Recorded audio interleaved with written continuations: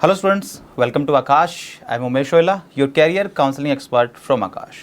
हमारा जो ये सीरीज़ चला हुआ है स्टेट वाइज नीट काउंसलिंग का, तो इसमें हमारा जो आज का टॉपिक रहने वाला है वो होगा मध्य प्रदेश। ठीक है, तो आज के हमारे इस वीडियो में हम कंप्लीट एक डिस्कशन करने वाले हैं Madhya Pradesh state medical counselling for the MBBS and BDS only. ठीक है, तो इस वीडियो में जो हम डिस्कशन करेंगे कंप्लीट, वो किसके ऊपर फोकस रहने वाला है? On the seat matrix, cut off analysis and the counselling process.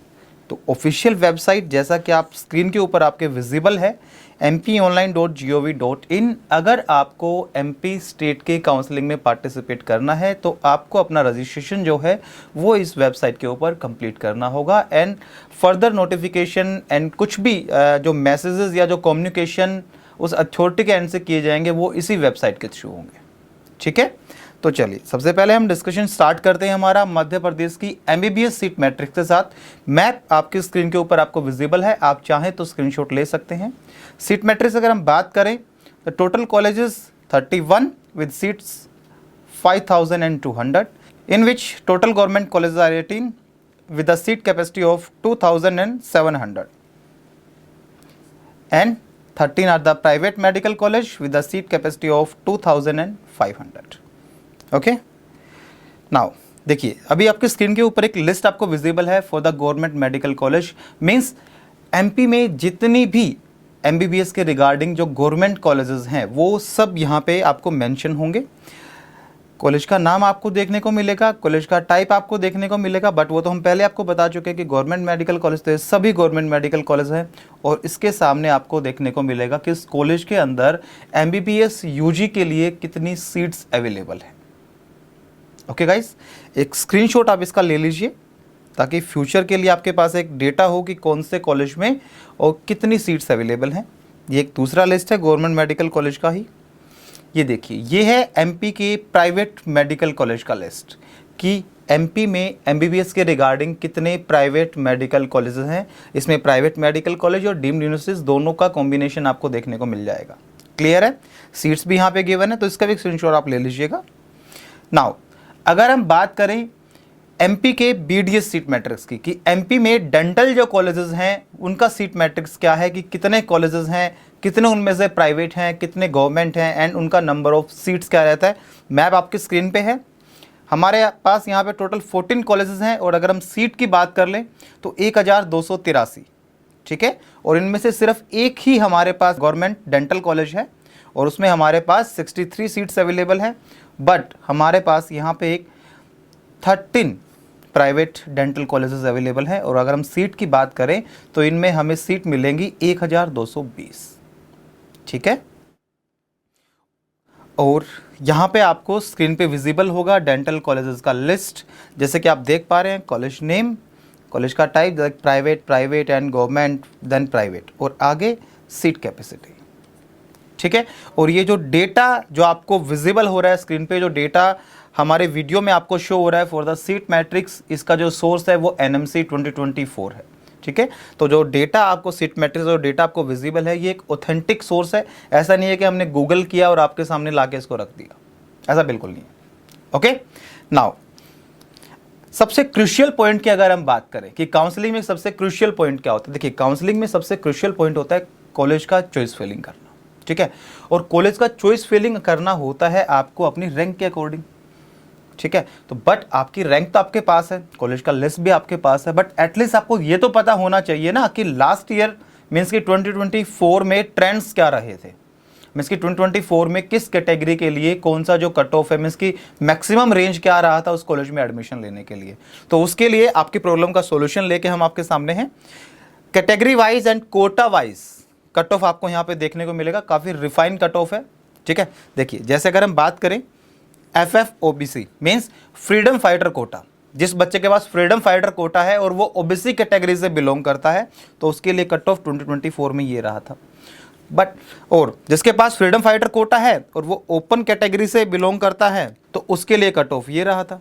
ठीक है, उसी तरीके से जिसके पास कोई भी कोटा नहीं है, लाइक एक नॉर्मल बंदा उसके पास कोई कोटा नहीं है और वो EWS कैटेगरी से बिलोंग करता है तो कट ऑफ ये रहा for the OBC, open, SC, ST। Clear, उसी तरीके से एमपी में कोटा और अप्लीकेबल होता है कि क्या आपने अपनी 12th क्लास जो है वो गवर्नमेंट स्कूल से पास की है, तो उसके लिए जो सीट्स है, उसके लिए जो कोटा है वो अलग से रिजर्व्ड है। तो गवर्नमेंट स्कूल कोटा के साथ ईडब्ल्यूएस कैटेगरी का कट ऑफ आपके सामने ये रहा। क्लियर है गाइस? उसी तरीके से PWD cut off and NRI cut off. ठीक है, तो जैसे हमने गवर्नमेंट मेडिकल कॉलेज का कट ऑफ का बात किया, इसी तरीके से हम अभी देखते हैं प्राइवेट मेडिकल कॉलेज का कट ऑफ कि एमपी की स्टेट काउंसलिंग में स्टेट प्राइवेट जो कॉलेजेस थे, देखिए किसी भी स्टेट में दो टाइप के प्राइवेट कॉलेज होते हैं, एक प्राइवेट कॉलेज, एक डीम्ड यूनिवर्सिटीज। क्लियर?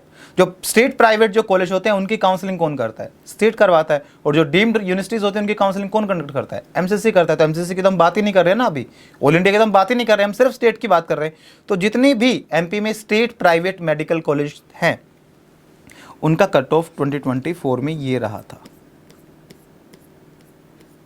तो यहां से ना आपको एक रफ आइडिया आ जाएगा कि जो मेरा जो रेंज है, मेरा जो एआईआर है 2025 में, अभी एट प्रेजेंट में आपका जो एआईआर है वो किस कॉलेज के लिए, मीन्स कि आप गवर्नमेंट कॉलेज में जाने के लिए एलिजिबल हैं कि प्राइवेट में।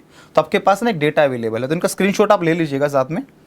चलिए अभी हम बात करते हैं सीट डिस्ट्रीब्यूशन का, कि जो सीट का डिस्ट्रीब्यूशन है, लाइक एमपी में इतनी मेडिकल सीट्स हैं, इतनी बीडीएस सीट्स हैं, इतने प्राइवेट मेडिकल कॉलेजेस हैं, या कितने हमारे पास गवर्नमेंट मेडिकल कॉलेज है, वो हम सब कुछ देख चुके हैं। अब हम बात करेंगे उनकी सीट के डिस्ट्रीब्यूशन का, तो उनकी सीट्स को किस तरीके से डिस्ट्रीब्यूट किया गया। ठीक है, तो अगर हम बात करें जीएमसी का, अगर आपने हमारी कोई और वीडियो भी देखी होगी किसी भी स्टेट की, तो जो जीएमसीज होते हैं, देखिए किसी भी स्टेट में स्टेट गवर्नमेंट कॉलेज आपको मिलेंगे, स्टेट प्राइवेट कॉलेज आपको मिलेंगे, एंड आपको वहाँ पे डीम्ड यूनिवर्सिटीज़ मिलेंगी, एंड वहाँ पे आपको सेंट्रल गवर्नमेंट के कॉलेजेस मिलेंगे। सेंट्रल गवर्नमेंट की अगर हम बात करें तो एमसी होते हैं मेन फोकस अगर करें तो। ठीक है, तो कोई भी जो भी स्टेट होता है वो काउंसलिंग कंडक्ट करता है अपने स्टेट गवर्नमेंट, उसके जितने भी कॉलेज हैं ना, उसके 85% सीट के। ठीक है, बिकॉज जितने भी गवर्नमेंट मेडिकल कॉलेज है, फॉर एन एग्जांपल हम बात कर लेते हैं कि हमारे पास यहाँ पे 2 गवर्नमेंट मेडिकल कॉलेज है और उनमें ना 200 सीट्स हैं, 100 इन ईच। ठीक है, तो यहाँ पे जो काउंसलिंग कंडक्ट होगी ना वो 200 के सिर्फ 85% की होगी। क्यों? क्योंकि इनका जो 15% जो रिमेनिंग है उसकी जो काउंसलिंग है वो ऑल इंडिया कोटा के अंदर होती है। क्लियर है गाइस? तो जैसा कि हमने देखा कि जो जीएमसीज हैं उनकी 85% सीट्स की काउंसलिंग कौन कराएगा? एमपी कराएगा। ठीक है, उसी तरीके से अगर हम बात करें एसएफआई, मीन्स की सेल्फ फाइनेंसिंग इंस्टीट्यूट्स, मीन्स की स्टेट प्राइवेट मेडिकल कॉलेजेस, तो उनकी 100% सीट्स की काउंसलिंग ही कौन कंडक्ट करता है? स्टेट ही कंडक्ट करता है। ऑल इंडिया कोटा में वो सीट्स नहीं जाती है। क्लियर है? एमपी में जितने भी स्टेट प्राइवेट जो मेडिकल कॉलेज हैं उनमें से हमने 85% जो सीट्स हैं उनको ओपन रख दिया है कि आपकी जो भी एआईआर है, आप एमपी से बिलोंग करते हैं, आप एमपी से बिलोंग नहीं करते हैं, डजेंट मैटर, अगर आप उस कॉलेज की रेंज ब्रैकेट में आ रहे हैं तो आप वहाँ पे एडमिशन लेने के लिए एलिजिबल हैं। डन? और वहाँ पे जो 15% जो सीट हमारे पास रिमेनिंग थी वो रिजर्व्ड है सिर्फ और सिर्फ एनआरआई के लिए। क्लियर? लाइक हमारे पास टोटल यहाँ पे 100 सीट है, तो 100 में से 15 जो सीट है वो हमारे पास सिर्फ एनआरआई के लिए रिजर्व्ड है। बट फॉर एन एग्जांपल हमारे पास केवल 10 एनआरआई एडमिशन आए तो 5 सीट खाली नहीं बचेंगी, उन सीट्स को मर्ज कर दिया जाएगा ओपन कोटा में। ओके, तो सीट डिस्ट्रीब्यूशन आई थिंक आप लोगों को समझ में आ गया होगा। चलिए आगे हम बात करते हैं प्रोसेस का। देखिए काफ़ी सिंपल प्रोसेस है। सबसे पहले आपको ऑनलाइन रजिस्ट्रेशन अपना कंप्लीट करना होगा। उसके बाद एक लिस्ट पब्लिश होती है स्टेट रैंक की, मीन्स कि आपका नाम होगा, आपका एआईआर होगा, आपके मार्क्स होंगे और उसके बिहाफ पे आपका एक स्टेट का रैंक होगा। Clear? Like for an example आपके पास ना 620 मार्क्स हैं नीट यूजी में। ठीक है, बट ये तो ऑल इंडिया की बात होगी ना, बट आपके स्टेट में आप पहले ऐसे बंदे हैं जिसके 620 मार्क्स हैं। तो फॉर एन एग्जांपल अगर हम बात करें एआईआर का, तो लगभग आपका जो एआईआर होगा वो 30, 40, 50,000 प्लस होने वाला है। क्लियर? बट आप ऐसे पहले बंदे हैं जो इतने मार्क्स स्कोर कर रहे हैं अपने स्टेट में, तो आपका स्टेट रैंक होगा 1। ठीक है, तो इस तरीके से एक स्टेट रैंक का लिस्ट पब्लिश होता है। उसके बाद आपको ऑनलाइन चॉइस फिलिंग करना होता है, कौन कौन से कॉलेज आप डालना चाहते हैं, कौन कौन से कॉलेज आप सेलेक्ट करना चाहते हैं। उसके बाद अलॉटमेंट ऑफ एडमिशन, आपको एक पर्टिकुलर सीट अलॉट कर दी जाती है कि आपको इस कॉलेज में सीट अलॉट हुई है, दैट्स इट। और उसके बाद जो सीट आपको अलॉट हुई है वहाँ पे जाके आपको रिपोर्टिंग करना होता है आपके ओरिजिनल डॉक्यूमेंट्स के साथ। ओके गाइस, चलिए अगर हम बात करें एलिजिबिलिटी का, देखिए सबसे पहले हम ये देख लेते हैं ओपन स्टेट फ्रॉम R2। देखिए आप किसी भी काउंसलिंग में किसी भी स्टेट की जब बात करेंगे तो आपको दो टाइप के स्टेट देखने को मिलेंगे, ओपन एंड क्लोज्ड। तो ओपन स्टेट क्या होते हैं? ओपन स्टेट वो स्टेट होते हैं अगर आप उस पर्टिकुलर स्टेट से बिलोंग नहीं भी करते हैं तो आप उस स्टेट के प्राइवेट मेडिकल कॉलेजेस में एडमिशन लेने के लिए एलिजिबल है, ठीक है। और क्लोज स्टेट क्या होते हैं कि अगर आप उस स्टेट से बिलोंग करते हैं दैट्स ओके, बट अगर आप बिलोंग नहीं करते हैं तो आप ना ही तो वहाँ के गवर्नमेंट में, तो देखिए पॉसिबल होता ही नहीं है, बिकॉज वो तो 85% जो सीट है वो ऑलरेडी रिजर्व होती है उसी स्टेट के लोकल एड्स के लिए। बट जो प्राइवेट मेडिकल कॉलेज में जो ओपन कोटा या जो मैनेजमेंट कोटा होता है आप उसके अंदर भी एडमिशन नहीं ले पाएंगे। जैसे फॉर एन एग्जांपल हम बात करें गुजरात का, तो गुजरात है वो एक क्लोज स्टेट है, गुजरात में कोई आउटसाइडर स्टूडेंट अलाउड ही नहीं है वहाँ पे एडमिशन लेने के लिए, ओके। बट अगर हम यहाँ पे देख पा रहे हैं the open state from R2 कि राउंड 1 में कोई भी आउटसाइडर अलाउड नहीं है एमपी में, बट जैसे ही R2 मीन्स कि राउंड 2 का जब काउंसलिंग स्टार्ट होगा तो अगर आप एक आउटसाइडर लाइक आप दिल्ली बिहार कहीं से भी बिलोंग करते हैं, आपके पास एक थोड़ा सा मतलब अच्छा AIR है और आपको लग रहा है कि आप एमपी के प्राइवेट मेडिकल कॉलेज में एडमिशन आपका हो जाएगा, तो आप उस काउंसलिंग में पार्टिसिपेट कर सकते हैं। क्लियर है guys?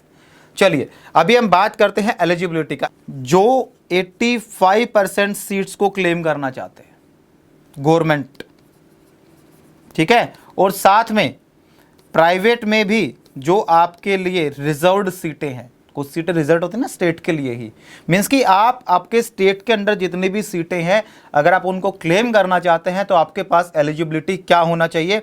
The candidate must have the domicile certificate of the MP state. आपके पास एमपी स्टेट का डोमिसाइल सर्टिफिकेट होना मैंडेटरी है, दूसरा कोई ऑप्शन आपके पास अवेलेबल नहीं।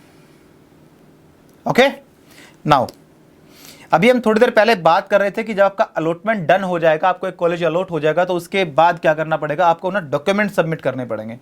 तो भैया वो डॉक्यूमेंट क्या क्या चाहिए आपको? 10th और 12th का मार्कशीट, आपका नीट यूजी का marksheet, domicile certificate if applicable. देखिए अगर आप एमपी से बिलोंग करते हैं तो एप्लीकेबल है, ये आपको लेके जाना पड़ेगा। बट आप किसी अदर स्टेट से बिलोंग करते हैं, प्राइवेट मेडिकल कॉलेज में एडमिशन लेने के लिए आप एलिजिबल हो चुके हैं, तो आपको डोमिसाइल सर्टिफिकेट का नीड नहीं होने वाला है वहां पे। Category certificate if applicable, PWD certificate if applicable, passport size photograph, लगभग 8 से 10 पासपोर्ट साइज फोटोग्राफ आपको चाहिए होंगी, and government ID proof, for an example your Aadhaar card, ठीक है। इसके साथ कुछ बॉन्ड्स भी आपको लेके जाने पड़ेंगे बनवा के नोटरी से, ठीक है। कैसे बॉन्ड्स होते हैं, क्या होते हैं, वो हम आगे डिस्कस करने वाले हैं, ठीक है। और साथ में आपको यहाँ पे फी भी पे करना होता है। जब आप अलॉटमेंट पिक करने जाते हैं तो डॉक्यूमेंट के साथ, बॉन्ड्स के साथ आपको फी भी पे करना होता है आपका, ठीक है।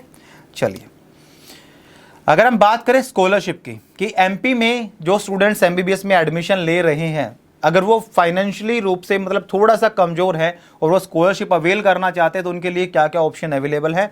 देखिए सबसे पहले जो ऑप्शन अवेलेबल है वो है मुख्यमंत्री मेधावी विद्यार्थी योजना। सेकंड है post matric scholarship scheme for the OBC, SC and ST category, and जन कल्याण स्कॉलरशिप। क्लियर? नाउ देखिए अगर हम बात करें कि कोई भी स्कॉलरशिप है, ऐसा तो है नहीं कि कोई भी जाएगा वो स्कॉलरशिप को अवेल कर लेगा। एक पर्टिकुलर स्कॉलरशिप को अवेल करने के लिए एक एलिजिबिलिटी क्राइटेरिया होता है। तो अगर हम बात करें सबसे पहले स्कॉलरशिप स्कीम का, मुख्यमंत्री मेधावी विद्यार्थी योजना का, तो उसका एलिजिबिलिटी क्राइटेरिया क्या है? ये जो स्कॉलरशिप है वो आप गवर्नमेंट और प्राइवेट मेडिकल कॉलेज दोनों के लिए अवेल कर सकते हैं, ठीक है। देखिए फैमिली का जो एनुअल इनकम है वो 6 लाख से कम होना चाहिए। दूसरी बात, 12वीं क्लास जो आपने अपना, 12th क्लास जो आपने अपना पास किया है वो एमपी बोर्ड से होना चाहिए, तो आपको 70% मार्क्स का नीड होगा।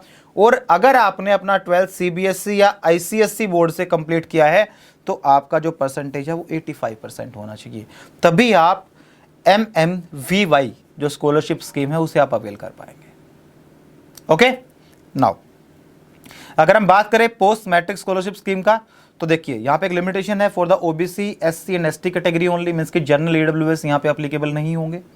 और जो कैटेगरी यहाँ पे गिवन है, अगर आप उससे बिलोंग करते हैं तो आपके लिए एलिजिबिलिटी क्राइटेरिया क्या है? फॉर गवर्नमेंट मेडिकल कॉलेज, अगर आपको जो सीट अलॉट हुआ है वो गवर्नमेंट मेडिकल कॉलेज में है और आप वहीं से कंटिन्यू कर रहे हैं तो एलिजिबिलिटी क्या होनी चाहिए? फॉर ओबीसी कैटेगरी आपकी फैमिली का एनुअल इनकम 3 लाख से ज़्यादा नहीं होना चाहिए और अगर आप SC या ST कैटेगरी से बिलोंग करते हैं तो कोई भी इनकम का क्राइटेरिया अप्लीकेबल नहीं है, आप डायरेक्टली स्कॉलरशिप अवेल कर सकते हैं। ओके अगर हम बात करें प्राइवेट मेडिकल कॉलेज में अगर आपका एडमिशन हो रहा है फॉर OBC कैटेगरी, आपकी फैमिली का एनुअल इनकम 3 लाख से ज़्यादा नहीं होना चाहिए। बट अगर आप SC ST कैटेगरी से बिलोंग करते हैं तो आपकी फैमिली का एनुअल इनकम है वो 6 लाख से ज़्यादा नहीं होना चाहिए। ठीक है, चलिए जन कल्याण स्कॉलरशिप की अगर हम बात करें तो ये किन के लिए एप्लीकेबल है, देखिए ओनली दो student are eligible whose parents are working in the unorganize sector and the registered under the labour department of the MP government. Means कि वो बच्चे जिनके माता पिता किसी भी अनऑर्गेनाइज सेक्टर में काम कर रहे हैं, ठीक है, और वो रजिस्टर्ड है किसके under, labour department of MP government. तो अगर ऐसा कुछ सिनेरियो बनता है तो आप जन कल्याण स्कॉलरशिप अवेल कर सकते हैं।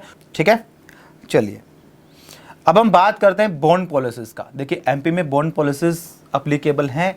अगर आप किसी भी स्टेट की काउंसलिंग में पार्टिसिपेट करते हैं तो उस स्टेट में आपको 2 टाइप के बॉन्ड पाए जाते हैं, एक होता है सर्विस बॉन्ड, एक होता है डिसकंटिन्यूएशन बॉन्ड। सर्विस बॉन्ड क्या होता है कि जैसे आपका MBBS का ग्रेजुएशन कंप्लीट हो गया, आपका डिग्री कंप्लीट हो गया है, उसके बाद आपको एक सर्टेन टाइम पीरियड के लिए उसी गवर्नमेंट को जहां से अपने MBBS अपना कंप्लीट किया है आपको सर्विस प्रोवाइड करनी होती है अपनी एज ए डॉक्टर। ठीक है, अगर आप वो करते हैं देन वेल एंड गुड, अगर आप वो नहीं करना चाहते हैं तो कोई प्रॉब्लम नहीं है, आपको एक पेनल्टी अमाउंट गवर्नमेंट को पे करना पड़ेगा, गवर्नमेंट और कॉलेज को, उसके बाद आप वहाँ से आउट कर सकते हैं। और बेसिकली जो सर्विस बॉन्ड है ना वो बेसिकली गवर्नमेंट कॉलेज में पाया जाता है, बट कुछ स्टेट ऐसे हैं जहाँ पे प्राइवेट कॉलेज में एप्लीकेबल होता है। जैसे हम बात करेंगे MP की, तो MP में गवर्नमेंट और प्राइवेट दोनों कॉलेज में एप्लीकेबल होता है। ठीक है, सेकेंड जो बॉन्ड हमारे पास होता है वो discontinuation bond, DB discontinuation bond. ये क्या होता है, जब भी आप बैच अनाउंस्ड होने के बाद, लाइक आपको एक सीट अलॉट हुआ, आपने एडमिशन अपना ले लिया, फी वगैरह आपने पे कर दिया, बट बैच अनाउंस होने के बाद आपका माइंड चेंज हुआ और आप उस MBBS सीट को छोड़ना चाहते हैं तो आपको एक पेनल्टी पे करना पड़ता है, उसे बोलते हैं डिसकंटिन्यूएशन अमाउंट। ठीक है, तो जैसे कि आप यहाँ पे देख पा रहे हैं, अगर आप MP में ऐसा कुछ भी करते हैं तो जो पेनल्टी है वो 30 लाख रुपीज़ है। ठीक है, तो थोड़ा सा सोच समझ के चलिएगा। Next, for government and private medical college without scholarship, अगर आप किसी भी गवर्नमेंट या प्राइवेट मेडिकल कॉलेज में अगर आपका एडमिशन होता है और आपने कोई भी स्कॉलरशिप अवेल नहीं किया है तो आपके ऊपर जो लिमिटेशन है वो है 1 ईयर सर्विस का। आपको 1 साल का जो सर्विस है वो गवर्नमेंट को प्रोवाइड करना पड़ेगा। अगर आप ऐसा नहीं करते हैं और आप ओपन कैटेगरी से बिलोंग करते हैं, मीन्स कि आप अनरिजर्व कैटेगरी से बिलोंग करते हैं, तो जो पेनल्टी अमाउंट है वो है आपका 10 लाख रुपीज़। ठीक है, पेनल्टी अमाउंट आपका है 10 लाख रुपीज़। बट अगर आप किसी भी रिजर्व कैटेगरी से बिलोंग करते हैं, like EWS, OBC, ST, ST and PWD, तो आपके लिए जो अमाउंट है पेनल्टी का वो है 5 lakh rupees. Okay, now for the government medical college with scholarship, अगर आपने स्कॉलरशिप लिया और आपका एडमिशन गवर्नमेंट कॉलेज में हुआ था तो जो सर्विस है वो होगा 2 ईयर्स। आपको 2 साल का सर्विस गवर्नमेंट को प्रोवाइड करना पड़ेगा और अगर आप ऐसा नहीं करते हैं तो आपको पेनल्टी पे करना पड़ेगा 10 लाख रुपीज़। ठीक है, उसी तरीके से अगर आपका प्राइवेट मेडिकल कॉलेज में एडमिशन हुआ और आपने स्कॉलरशिप लिया था तो जो सर्विस है वो आपका है 5 साल का। ठीक है, आपको 5 साल MP गवर्नमेंट के साथ ही काम करना पड़ेगा और अगर आप ऐसा नहीं करते हैं तो आपको अमाउंट पे करना पड़ेगा 25 लाख रुपीज़। ओके, चलिए देखिए एग्ज़ाम आपका हो चुका है, कुछ ही टाइम है, आपके आंसर की भी रिलीज हो जाएंगी। आपको करना क्या है, आंसर की आपकी उठाइए, आप डाउनलोड कीजिए और आपकी जो OMR शीट आपके पास है, अपना स्कोर आप कैलकुलेट कीजिए और जो स्कोर आपको आता है उसे आप पुट कीजिए आकाश नीट रैंक प्रेडिक्टर टूल में, जो कि हमारी वेबसाइट के ऊपर गिवन है। ठीक है, वहां से आपको एक प्रेडिक्टेड रैंक आपको वहां से एक अवेलेबल हो जाएगा, आपका एक एस्टिमेटेड रैंक होगा और उसी एस्टिमेटेड रैंक के बिहाफ पे आपको नंबर ऑफ कॉलेजेस वहां पे शो होंगे कि आपका ये जो रैंक है इसके बिहाफ पे आप किन किन कॉलेजेस में एडमिशन लेने के लिए एलिजिबल हो सकते हैं। ठीक है, then thank you so much and all the best.